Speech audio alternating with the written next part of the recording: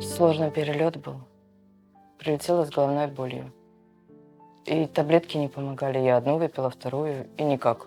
Пришла в поликлинику. Что он выписал, так я и не знаю, потому что для меня было авторитетом белый халат. Пришла в процедурку, что укололи, тоже не знаю. Даже не спрашивала. Ну, как-то вот полное доверие врачам. А мне стало плохо.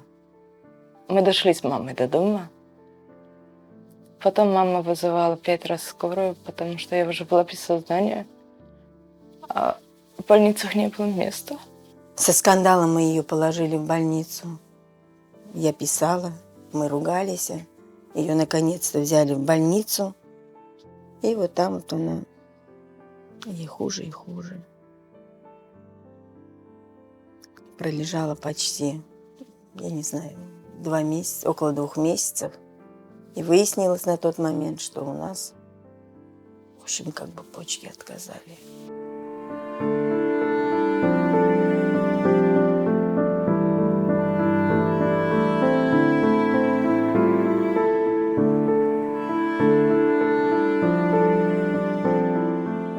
Каждые 3 месяца надо летать в Питер, подтверждать очередность. Мы стоим на очереди, чтобы нам пересадили почку. Вроде бы я подхожу к этому, моя почка подходит, не я, а моя почка. Но со своим здоровьем я ее немножечко подвела. У меня сердечная недостаточность. Отказали категорично, хотя очень сильно уговаривала, как говорится. Мне-то жизнь уже не очень, как моей дочери. Ей было, она же молодая, у нее еще сынок есть, который, шкура Аллаха, старается для нас.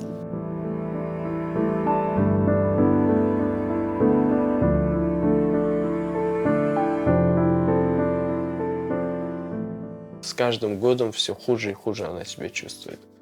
В процедурах после диализа ее давление до 30 падает, и она, говорить ей сложно там. Она предобморочное такое состояние. Поэтому чем скорее найдется орган, тем лучше для нее самой. Это ей продлит жизнь намного. Потому что ее иммунитет уже на грани. Сейчас нужны уже средства на такой предоперабельный сбор. Поэтому мы уже давно ждем, надеемся на почку. Чтобы она счастливая жила, здоровая и ничего ей не мешало.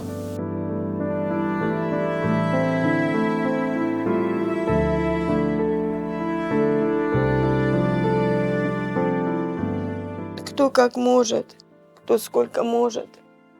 Все.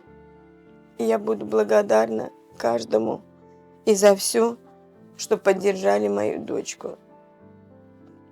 Нам нужны средства, чтобы поправить ее здоровье.